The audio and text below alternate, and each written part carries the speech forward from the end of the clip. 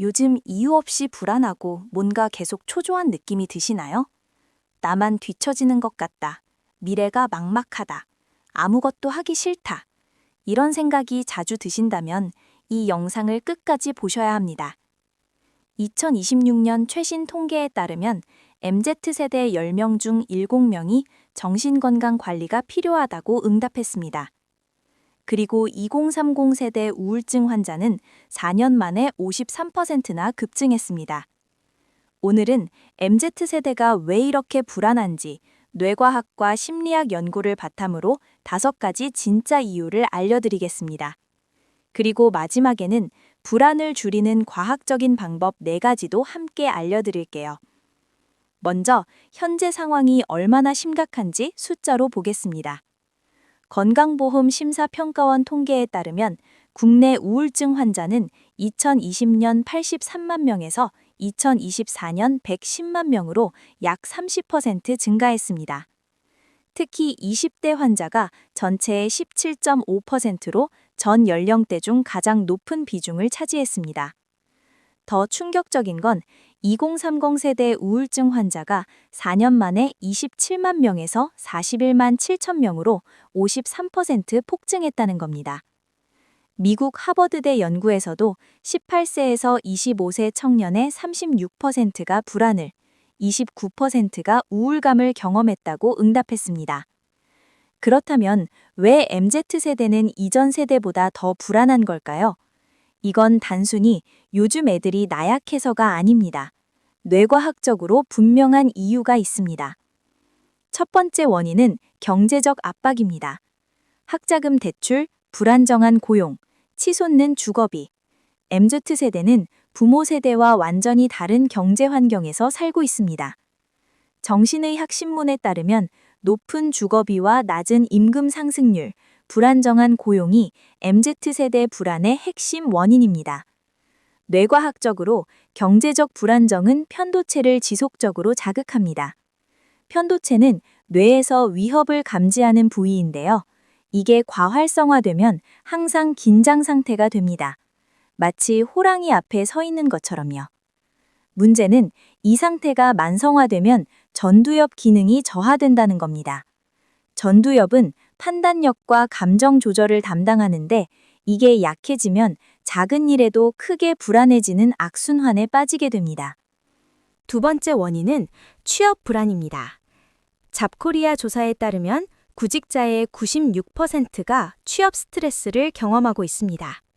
특히 절반 이상이 취업에 성공할지 모른다는 불안감을 가장 큰 스트레스로 꼽았습니다. 반복되는 실패 경험은 뇌에 학습된 무력감을 만듭니다. 심리학에서 이걸 학습된 무기력이라고 하는데요. 아무리 노력해도 안 돼 라는 신호가 뇌에 각인되면 시도 자체를 포기하게 됩니다. 이 상태에서는 해마의 기능도 저하됩니다. 해마는 기억과 학습을 담당하는데 스트레스 호르몬인 코르티솔이 과다 분비되면 해마가 위축됩니다. 그래서 스트레스를 받으면 기억력이 떨어지고 집중이 안 되는 겁니다. 세 번째 원인은 SNS 비교 문화입니다. 연구에 따르면 Z세대의 69%가 포모를 경험합니다. 포모는 나만 뒤처지고 있다는 불안감인데요. SNS에서 타인의 하이라이트만 보면서 자신과 비교하게 됩니다.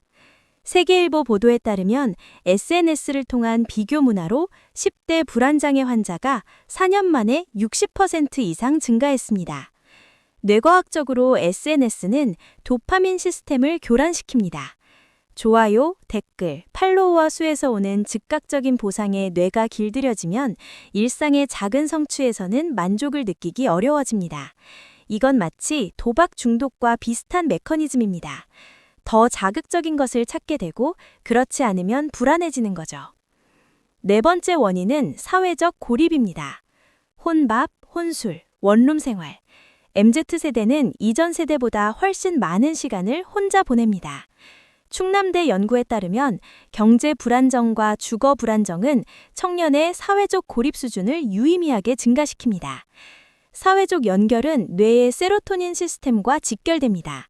세로토닌은 행복 호르몬이라고도 불리는데 대면 접촉이 줄어들면 이 호르몬 분비도 감소합니다. 특히 온라인 소통은 대면 소통을 완전히 대체할 수 없습니다. 뇌는 눈 맞춤, 목소리 톤, 신체 접촉에서 안정감을 느끼도록 설계되어 있기 때문입니다. 5번째 원인은 미래의 불확실성입니다. 기후변화, AI 대체 공포, 저성장 시대. MZ세대는 노력하면 된다는 공식이 더 이상 통하지 않는 시대를 살고 있습니다. 하버드대 연구에 따르면 청년들은 재정 문제, 성씨 압박, 삶의 방향에 대한 불확실성을 주요 스트레스 요인으로 꼽았습니다. 뇌는 본능적으로 예측 가능한 환경을 선호합니다. 불확실성이 높으면 뇌는 계속 위험 모드를 유지하게 되고 이게 만성 불안으로 이어집니다. 문제는 이 불확실성이 개인의 노력으로 해결되지 않는다는 점입니다. 그래서 무력감과 불안이 동시에 오는 겁니다. 그렇다면 어떻게 해야 할까요?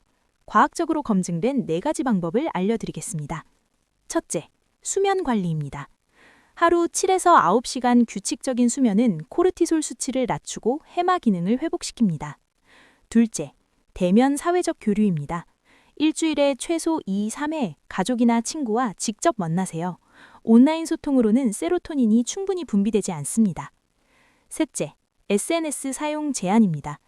연구에 따르면 하루 30분 이하로 SNS를 줄이면 우울과 불안이 유의미하게 감소합니다.